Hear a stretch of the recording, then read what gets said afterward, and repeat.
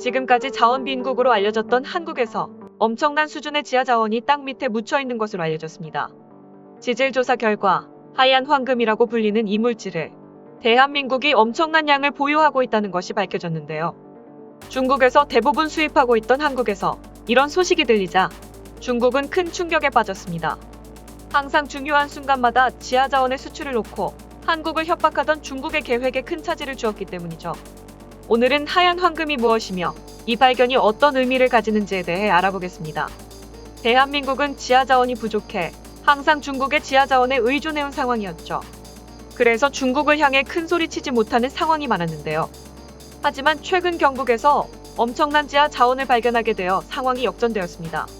바로 하얀 황금이라고 불리는 이 물질이 발견되면서 세간의 이목을 집중시킨 것이죠.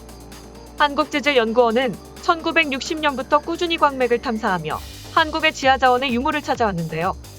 하지만 최근까지 이렇다 할 성과를 거두지 못하다가 경북 울진에 있는 보안광산에서 리튬이 포함된 광물인 백운모의 존재를 확인하게 되었습니다.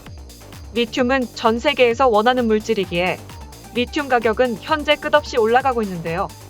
한국지질자원연구소에 따르면 보안광산에 있는 리튬 유용원소 함유량이 4.7%로 경암 리튬 광산으로 유명한 호주 그린 부시광산의 2.8%보다 높다고 밝혔습니다.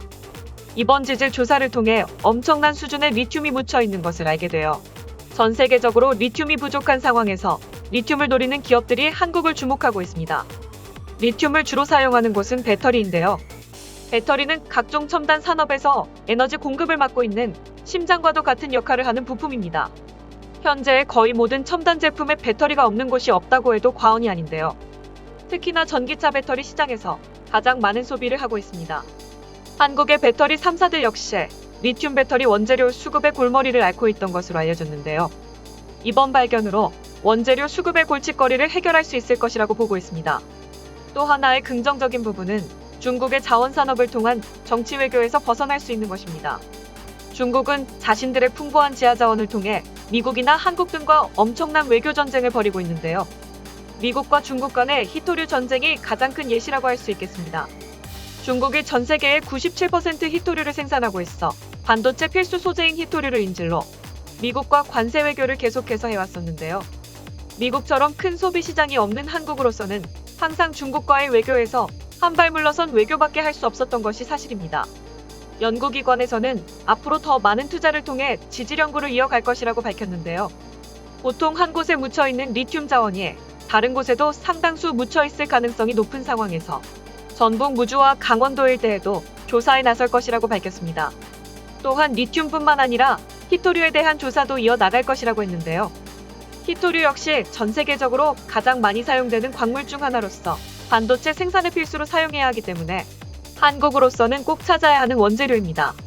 히토류의 매장량은 중국, 베트남, 브라질이 많은 양을 보유하고 있지만 생산량에서 중국이 압도적으로 생산하고 있어 한국에서 히토류를 일정 부분 생산할 수 있고 베트남이나 브라질 등에서 부족분을 살 수 있다면 중국으로부터 자원 외교 또한 벗어날 수 있을 것으로 보입니다.